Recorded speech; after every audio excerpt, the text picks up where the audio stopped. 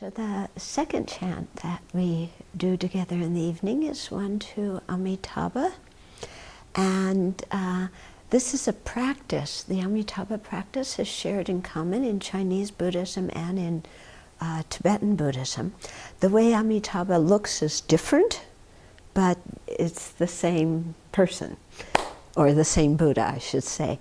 So in the Tibetan tradition, Amitabha is seated and is red in color, and Amitabha is related to Amitayas. Okay, Amitabha means infinite light, and Amitayas means Amitabha means infinite light, and Amitayas means infinite life. Okay, so they're related. They're the kind of, they say it's the same Buddha, but just in different forms. In the Chinese tradition, Amitabha is usually golden color and standing and has one hand in the mudra of offering refuge, and then the other hand is usually at the heart holding a lotus. Okay, so here we chant a praise to Amitabha. The color of his body is gold, and these 48 vows, will be our liberation, because all Buddhas, one of the far-reaching practices that they do is to make certain very strong aspirations. Here it was being translated as vows, but it's not like a vow like you take from somebody. It's more like a very strong aspiration or determination. And so Amitabha made those vows when he, as a bodhisattva, and then that enabled him to establish the kind of Pure Land that he did, and to be able to do a lot of the things that he does to benefit sentient beings. And one of the things that is unusual about Amitabha's Pure Land is that ordinary sentient beings can go there. In many of the Pure Lands for other Buddhas, only Arya beings can go there, but in to Amitabha's Pure Land, Sukhavati, or in Tibetan Dewa Chen, ordinary beings can go there. And so people are quite eager to be born in Sukhavati, because you have all the good conditions to be able to practice there, and not many difficulties. And everybody who is born in Sukhavati is born inside of a lotus. And so there's 9 degrees of lotuses, and you're born in different degrees according to your karma.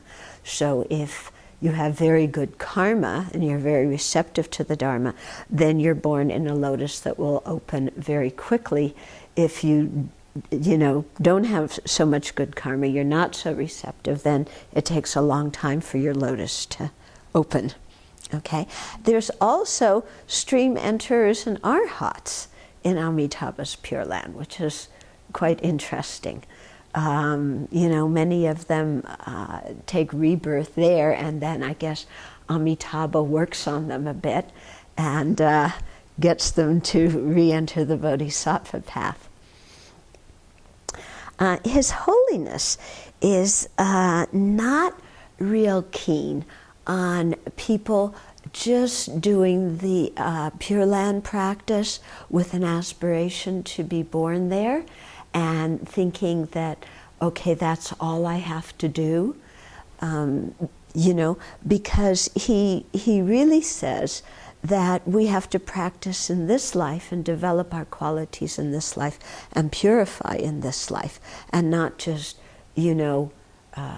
it's kind of the Pure Land is where you want to go if you haven't been able to become a bodhisattva or a Buddha already in this life. Okay? But he's really encouraging us to try hard in this life to use our potential very wisely, and not just kind of say, well, this life doesn't matter and I just pray for the next life, like praying to be born in a heaven. He wants people really to make effort in this lifetime. And that's also his view about Poa, too. Not to have people just get stuck in doing Poa, but to really make effort now. And then Poa is just in case you aren't able to fulfill everything. Yeah, but don't give up on yourself first. okay? And also, it's not just that chanting Amitabha's name is going to get you into the Pure Land. You have to keep good ethical conduct, because if you don't keep good ethical conduct, there's no way to have a good rebirth to start with. Forget the Pure Land. Yeah, you can't even have a fortunate rebirth to start with without ethical conduct. So that means taking and keeping precepts, at least the 5 lay precepts, hopefully the bodhisattva vows too. Yeah, and then to develop bodhicitta is very important, and to do some, build some renunciation, some practice of the paramitas, the far-reaching practices, so that you have enough good karma that pushes you to take rebirth there. In the Chinese tradition, I think in some cases they made the practice very simple for people in old China who didn't know how to read and write. But there are many Chinese commentaries on actually how to properly do the Amitabha practice, where you make it into a practice for cultivating both shamatha and vipassana.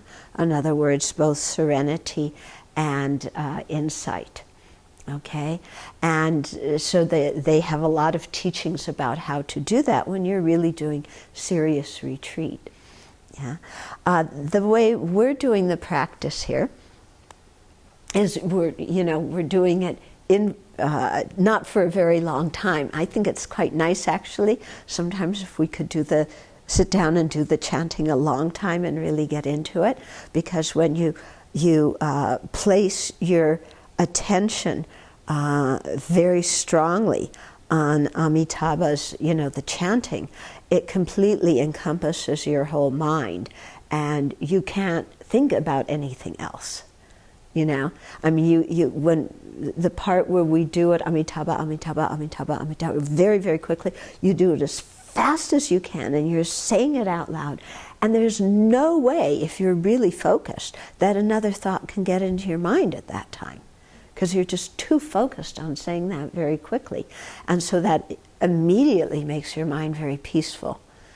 And so in the Chinese tradition, you would do that for quite a long time, and then somebody hits the gong, and then it's silent, and you're there with your mind just silent. Yeah, and that makes it a very good opportunity at that time to focus on the conventional nature of the mind or to meditate on emptiness. Okay, we're doing the practice for a short time, so it's hard to have that kind of effect. But it's, we do it, we can get a little taste of it. But when we're doing the serpentine walking, walking up and down the aisles, that's a practice that's commonly done in Chinese temples. And it's a form of walking meditation. So it's very good, if you've been sitting and meditating for a long time and you need to get up and do something, then you do the serpentine walking and you're chanting at the same time. And so you really keep your mind focused on Amitabha. So when we're doing the serpentine walking, it's nice to visualize that we're in Amitabha's Pure Land and that we are leading everybody, all sentient beings, and circumambulating Amitabha, paying homage to him, and also making offerings to him. Okay? So it's quite lovely if you can, while you're walking, just you're in Amitabha's Pure Land, that's it. Yeah, and everybody is completely focused on the Dharma, completely wanting to purify their mind and generate bodhicitta. And then you imagine making all sorts of beautiful, beautiful offerings as you're walking. Yeah, we have Zopa Rinpoche's offering practice. It's in the Blue Book that we do sometimes. So this is a good time to do it and just make lots and lots of offerings. And again, see every atom in the Pure Land that you're imagining as another Pure Land in and of itself. So every atom has Amitabha surrounded by bodhisattvas, surrounded by all living beings who have been born there. And so the whole thing becomes, you magnify your karma in that kind of way. And I think when you're thinking about every atom of your visualization being another visualization in itself, it gives you more of a feeling of things being insubstantial, you know, and not being concrete and not having any kind of findable identity that's there, because it's all just a bunch of atoms, each with, you know, a pure land going on inside of it. Yeah, so it's quite beautiful. So you can do that and imagine leading all the sentient beings and paying homage, taking refuge, prostrating, making offerings to Amitabha. And then when we stand and just focus on saying the mantra very quickly, then just focus on the sound, you know, or visualize Amitabha in the space in front and use Amitabha as your object of shamatha, and, you know, just focus your attention to that. Or you can focus on the syllable Hri at Amitabha's heart. You know, if you're aiming for something a little bit smaller, more refined, you can focus on the Hri. And you just put your attention on that and say the mantra very quickly and have your attention on the sound as well. It becomes very powerful, a very good way to concentrate and focus the mind. And also, you know, when you're doing that, you can imagine so much light from Amitabha coming into you, purifying your negative karma, calming your mind, you know. And then if you're, you know, really going into the practice, then to combine kind of a Chan or Zen way of doing the meditation, then you say, who is it that's reciting Amitabha's mantra? And so that leads you into a meditation on emptiness. Okay, who is reciting Amitabha's mantra? Yeah, who is Amitabha? Yeah, what's the difference between Amitabha there and me here? You know, can I find either one of them? Okay, so it leads you into a meditation on emptiness. Quite beautiful.